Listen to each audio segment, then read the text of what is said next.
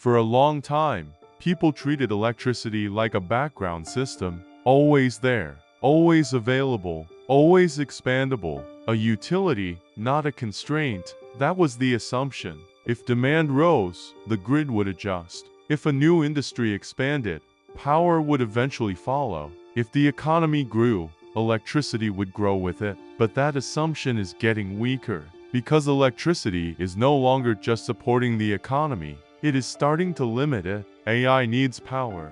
Data centers need power. Factories need power. EV charging needs power. Electrified heating needs power. Semiconductor plants need power. Industrial reshoring needs power. And all of that demand is hitting systems that were not built for this speed of expansion. That is the shift. Electricity is becoming the new bottleneck, not because energy suddenly matters more than everything else, but because more and more of the modern economy now depends on power-intensive systems that cannot grow unless electricity grows first. People often think of electricity as a stable utility problem, something engineers manage, something regulators handle, something power companies solve in the background. But the deeper story is economic.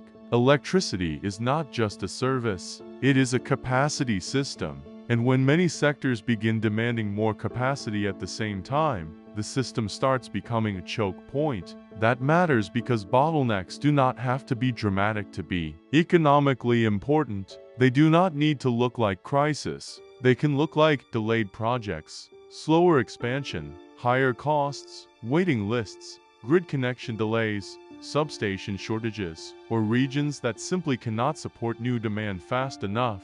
That is how bottlenecks usually emerge, not as one headline, but as a growing mismatch between what the economy wants to build and what the underlying system can actually support. That is where electricity is moving now. One reason this shift is happening is that the economy is becoming more electrified. That sounds simple, but it changes a lot. Old systems often ran on liquid fuels, distributed machinery, or less data-intensive infrastructure. New systems increasingly run on electricity. Data centers run on electricity. AI runs on electricity. Battery production runs on electricity. Electric vehicles run on electricity. Industrial decarbonization often means moving from fuel-based systems to electric ones. Digital infrastructure runs on electricity. Automation runs on electricity. That means demand is becoming more concentrated inside one foundational system. And once more parts of the economy depend on the same underlying input, that input becomes more strategic. This is why electricity is no longer just a utility question. It is becoming one of the main economic questions. Because the more sectors move toward electricity, the more the grid begins deciding what can scale. One of the clearest examples is data centers. For years, they sat in the background, important but not central to public discussion. Now that is changing. Why? Because data centers are growing larger, denser, and more power-intensive, especially with AI. A modern AI-heavy data center can consume enormous amounts of electricity, and not just occasionally, continuously. That matters because data center demand does not behave like ordinary office demand. It behaves more like industrial demand, large, steady, high-intensity consumption. So when data centers cluster in certain regions, they start competing for real grid capacity, not theoretical capacity. Real capacity, transformers, substations, transmission access, power contracts, backup systems, interconnection timelines. This made the electricity issue much harder to ignore, because suddenly, a digital sector was exposing the physical limits underneath it. The problem is not that electricity cannot grow at all. It can. The problem is speed. Modern demand is rising faster than many power systems can expand. That is the real bottleneck. A company may want to build now, a developer may want to connect now, a data center may want capacity now, a factory may want expansion now, but the grid does not move at software speed. It moves at infrastructure speed. Permitting takes time. Transmission projects take time. Substations take time. Transformers take time. Equipment procurement takes time. Construction takes time. Regulatory approval takes time. That means even when money is available, capacity is not instantly available. And that is exactly how a bottleneck forms. Not because something is impossible, because it is slower than the economy demanding it. This is where the story gets more concrete. Power systems do not expand through abstraction. They expand through equipment, transformers, switchgear, cables, substations, cooling systems, transmission components, grid control systems, industrial electrical hardware. These are not glamorous products, but they are now becoming strategically important, because if they are scarce, everything behind them slows down. A transformer shortage is not just a utility inconvenience. It can delay new industrial projects, data center expansion, renewable integration, grid modernization, and local economic development. That matters because the economy increasingly depends on infrastructure components that most people never think about. And when invisible components become scarce, they start shaping visible outcomes. That is one reason electricity is becoming such a powerful bottleneck. The expansion path depends on physical hardware that cannot be summoned instantly. Once electricity becomes a bottleneck, location decisions start to change. Where can a data center go? Where can an industrial facility expand? Which regions can support new load? Where is interconnection easier? Where is permitting faster? Where is the grid stronger? Where is land available near power? These are now major economic questions, because the next wave of digital and industrial build-out will not only go where demand exists, it will go where power can support it. That changes geography. Some places may become more attractive not because they are traditional business hubs, but because they have available electricity, faster approvals, stronger transmission, or better infrastructure readiness. This is how bottlenecks reorganize the map. They shift growth toward the places that can actually carry it. And that means electricity is starting to influence the geography of investment itself.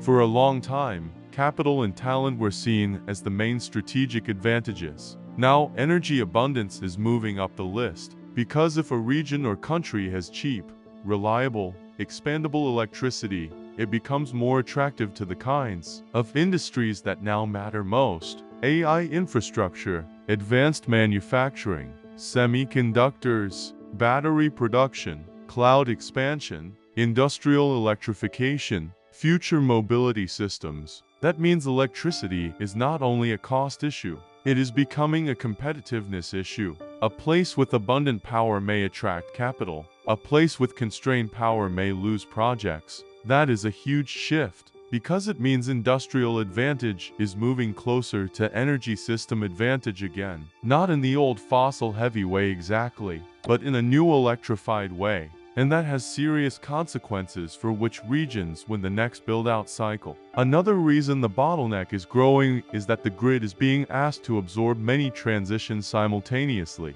Support electrification, support data center growth, support EV charging, support industrial reshoring, support renewable integration, support resilience upgrades, support aging infrastructure replacement. Each one is a major task. Together, they create enormous strain. That matters because systems built for one era are now being pushed into another, and infrastructure transitions are rarely clean. The old grid was not built with today's load patterns, today's digital demand, or today's electrification goals fully in mind. So the problem is not just more demand, it is layered demand. Demand from many different directions, all arriving before the system has fully adapted. That is a classic bottleneck pattern, and electricity is now one of the clearest examples of it. If electricity becomes a bottleneck, then growth itself changes. A project is no longer only a question of is there capital, is there demand, is there labor, is there land. Now it may also be is there power. That is a profound shift, because electricity starts acting like a gatekeeper. A company may be ready to invest. A region may want expansion, a sector may have strong demand, but if power capacity is delayed, the growth gets delayed too. That means electricity is beginning to determine not just cost, but timing, and timing matters, because in competitive industries, delay is not neutral. Delay can mean lost share, deferred investment, higher cost, weaker margins, or capital moving elsewhere. So electricity is no longer just enabling growth. It is increasingly pacing growth. That is what makes it a real bottleneck. At this point, electricity has moved beyond the category of background infrastructure. It is now tied directly to industrial policy, AI policy, regional development, national competitiveness, supply chain planning, construction timelines, and capital allocation. That changes how it should be understood, not as a narrow sector issue, but as a cross-economy constraint. Once a system starts shaping where projects go, how fast capacity can expand, which sectors get priority, and which regions attract investment, it stops being just operational. It becomes strategic. That is exactly what is happening here. Electricity is not merely supporting the next economy. It is becoming one of the systems that decides how fast the next economy can arrive. For years, a lot of economic imagination was built around speed. Digital growth felt fast. Software felt scalable. Capital felt mobile. Innovation felt immediate. But physical systems still set limits. Power systems scale slowly. Grid upgrades scale slowly. Transformers scale slowly. Transmission scales slowly. Permitting scales slowly. Construction scales slowly. That means the next phase of growth is running into the material world again. This is important because the digital economy often looked like it had escaped physical friction. Now that illusion is weakening, and electricity is one of the clearest places where that becomes visible. The future may still be digital, but it will not be frictionless. It will still depend on heavy systems that take time to build. Electricity is becoming the new bottleneck because the economy is concentrating more growth inside power-dependent systems than the grid can easily absorb at the same pace. Data centers accelerated it, AI intensified it, electrification broadened it, industrial policy deepened it, grid equipment shortages exposed it, and regional competition is now being shaped by it.